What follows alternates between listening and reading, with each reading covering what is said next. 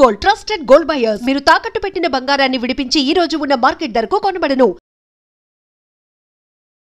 So fertility అన్నప్పుడు infertility సమస్యలు ఉన్నప్పుడు ఐవీఎఫ్ అని ఎక్కువగా వినిపిస్తున్న పదం.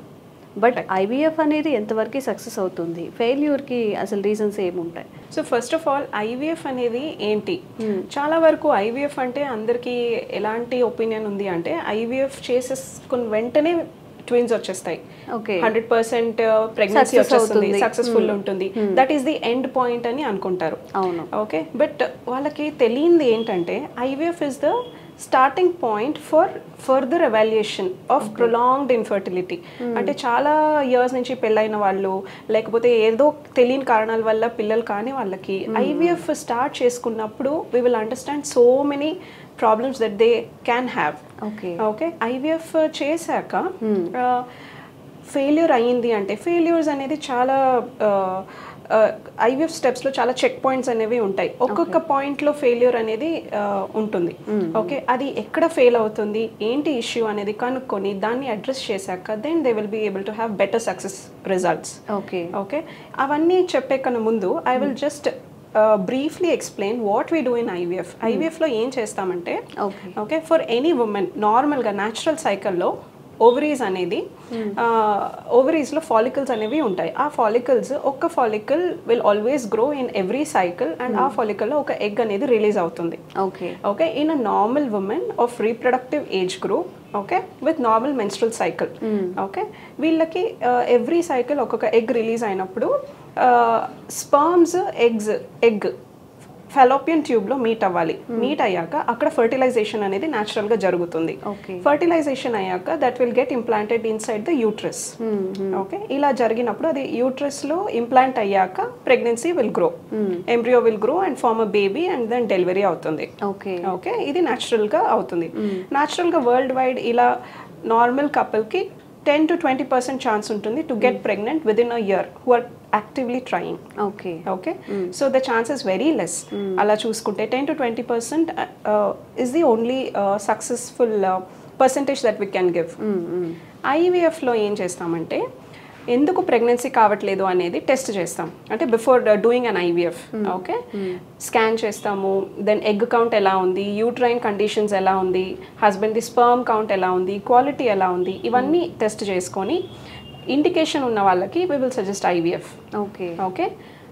ఈ సాధారణంగా అందరికీ ఒక ఫాలికల్ పెరిగే సిచ్యువేషన్లో what we do in IVF అంటే, ఓవరీలో నార్మల్గా 12 to 15 ఫాలికల్స్ అనేది ఉంటుంది. ఓకే. ఆ అన్ని ఫాలికల్స్ని we try to stimulate in an IVF cycle. Hormone injections పెట్టి ఒక 10 to 12 days హార్మోన్ ఇంజెక్షన్స్ పెడతాం and we will stimulate all the follicles in the ovary. ప్రతి ఒక్క ఫాలికల్ నుంచి we will get an egg. Okay. Result is not 100% retrieval of eggs, కానీ ఒక 10 follicles నుంచి we might get 7 to 8 eggs అనుకోండి. Okay. ఆ eggs అంతా మేము under anaesthesia through a needle, okay, transvaginal అల్ట్రాసౌండ్కి నీడిల్ ఫిక్స్ చేసేసి we will pick eggs under anaesthesia. Eggs pick చేసుకున్నాక ఫర్టిలైజేషన్ నార్మల్గా ట్యూబ్లో జరగాలి కదా, అది ల్యాబ్లో చేస్తాం. ఓకే.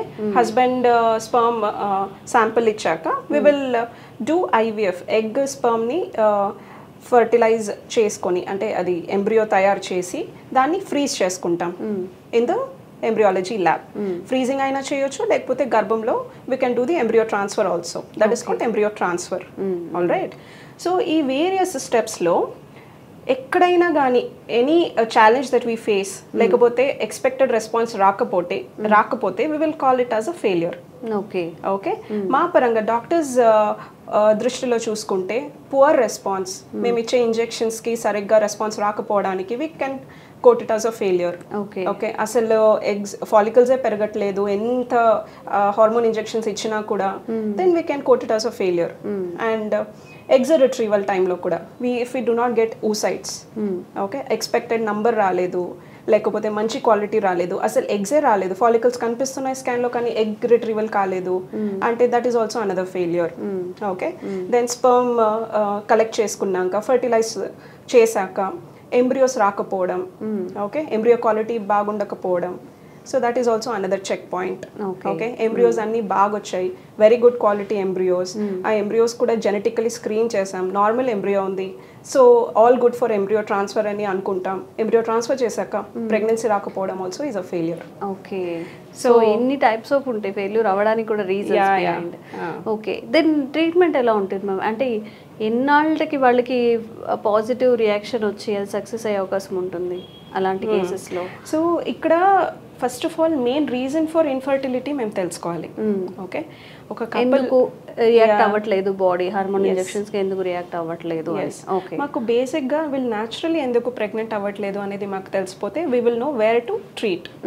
ఓకే, స్పర్మ్ కౌంట్ తక్కువ ఉందా అనేది చూసుకోవాలి, లేదంటే ఎగ్ క్వాలిటీ, ఎగ్ కౌంట్ తక్కువ ఉందా చూసుకోవాలి. వాటి మీద మేము కాన్సన్ట్రేట్ చేయాలి. ఎవరిని ట్రీట్ చేయాలో తెలుసుకొని వాళ్ళకి కరెక్ట్ ట్రీట్మెంట్ ఇచ్చి దెన్ ఐవీఎఫ్ స్టార్ట్ చేసుకోవాలి.